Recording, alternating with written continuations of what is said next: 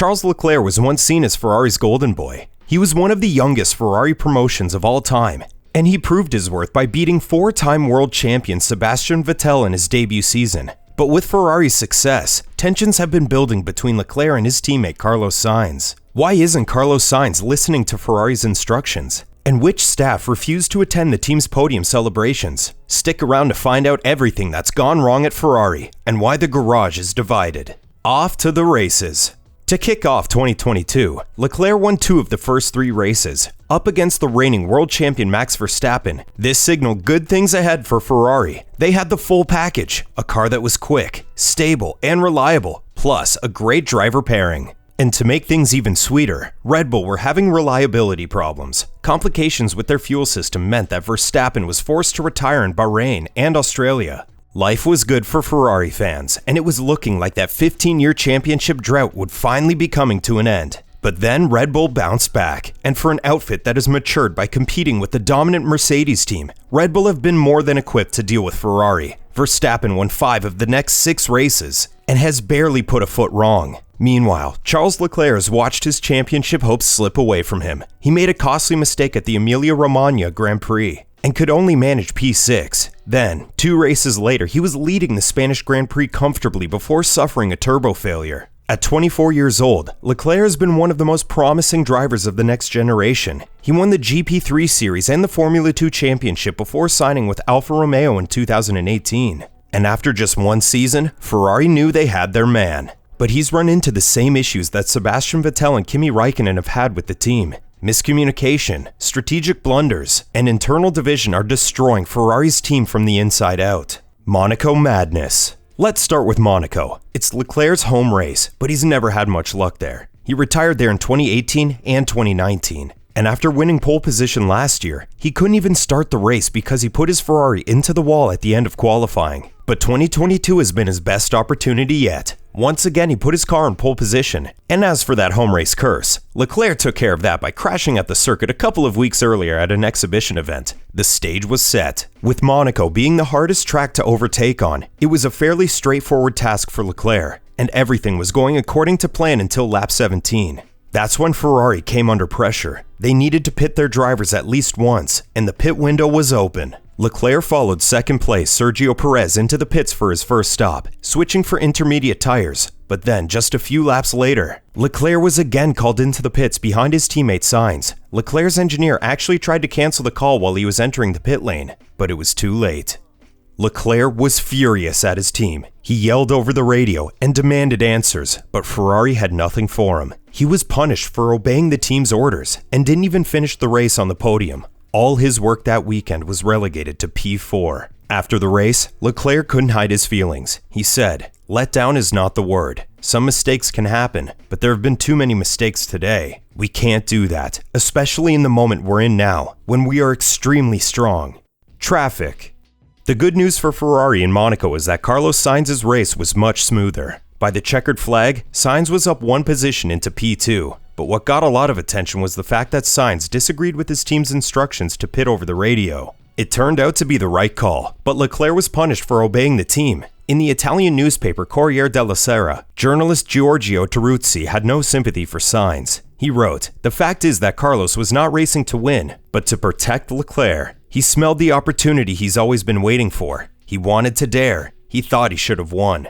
In the end, what slowed both Ferraris down from better finishes was traffic when they came out of the pit lane. For Leclerc, he was stuck behind Alex Albon, and for Carlos Sainz, it was the other Williams of Nicholas Latifi. Despite being shown blue flags that instructed them to move aside, both Williams men took a little too long to get out of the way. That precious time could have been the difference between a win and a loss. Well, that's what Sainz thinks. He said, "We stayed patient on the wets, took the right decision to go onto the slicks and a lapped car. A terrible outlap stuck behind a lapped car cost me the win today." But these factors were not front and center of the Ferrari debate. Commentators and fans pointed to Monaco as the first sign of serious cracks developing inside the team.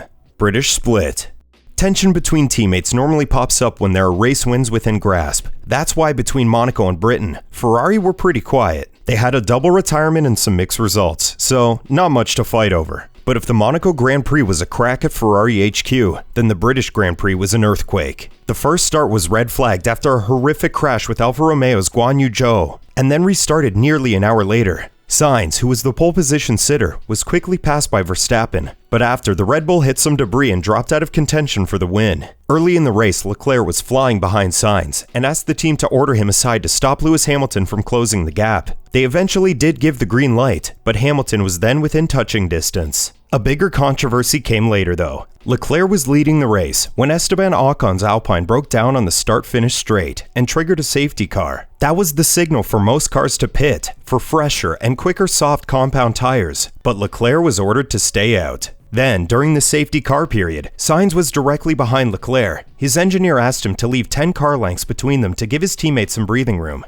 but the Spaniard refused. He said, "Please don't ask these things. I'm under pressure also." It was the second time in just a few races that Sainz disobeyed a team instruction, and once again it worked out well for him. When the race restarted, Sainz was able to overtake Leclerc, who is a sitting duck on older and slower tires. Leclerc was also passed by Perez and Hamilton to finish in P4. Up ahead, Sainz crossed the line for his first ever Grand Prix victory, but the feelings were mixed. A bittersweet victory. Talking about the decision not to pit him, Leclerc said, "I want to discuss it and have the full view with the team what the reason was, whether it would have changed the end result. I don't think it would, but just for the future, we need to check everything." These comments were made after Ferrari's team boss Mattia Binotto was seen finger-wagging at Charles Leclerc in a tense exchange. Afterwards, Binotto assured fans that he was just reminding Charles how well he raced, but for anyone watching, it looked like something very different. Opinions were divided on who was in the wrong. Former world champion Jacques Villeneuve felt that Leclerc was acting entitled. The Canadian said, "Leclerc spoke as if he had already definitively been declared lead driver, and he's not, including contractually. It's too early for that. Sainz still has a chance." In some ways, he's right. Leclerc and Sainz now only have 11 points between them in the driver's standings, but going into the British Grand Prix, Leclerc was just under 50 points behind championship leader Max Verstappen, while Sainz was more than 70. If Ferrari wanted to close the gap, then a Leclerc win could have halved the margin after Verstappen's damage took him out of the top 5. And it seems that some team members were angry that this wasn't the strategy taken. While Sainz was celebrating his first win on the podium, some Ferrari staff refused to join. Former Ferrari man Alberto Antonini said that he was told by a current team member that there was a divide in the garage between those happy for Sainz and those angry about Leclerc being left vulnerable. Antonini gave his own opinion too, saying, "If true, as I fear, this is not a good sign. A little healthy rivalry inside the garage is fine, but the common interest must be to aim to win."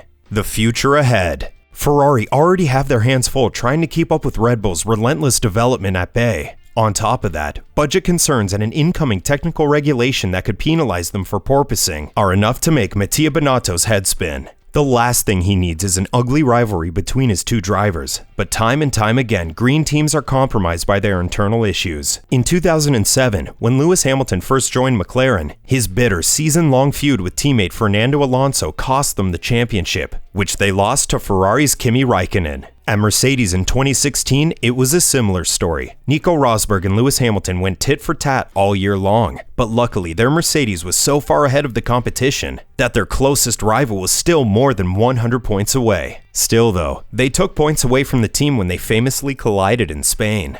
If Binotto doesn't get in control of his drivers, things could spiral down quickly. They are already playing catch-up with Red Bull, and any more mistakes could take them out of contention. So far, Ferrari have let their two drivers race each other and tried to stay out of it, but with Sainz ignoring orders and Leclerc getting frustrated with the team's strategic errors, it's a recipe for disaster. Do you think that Sainz should be more of a team player? Or is he doing the right thing by looking out for himself? Let us know in the comments below. Thanks for watching, and don't forget to subscribe if you want more great Formula One content.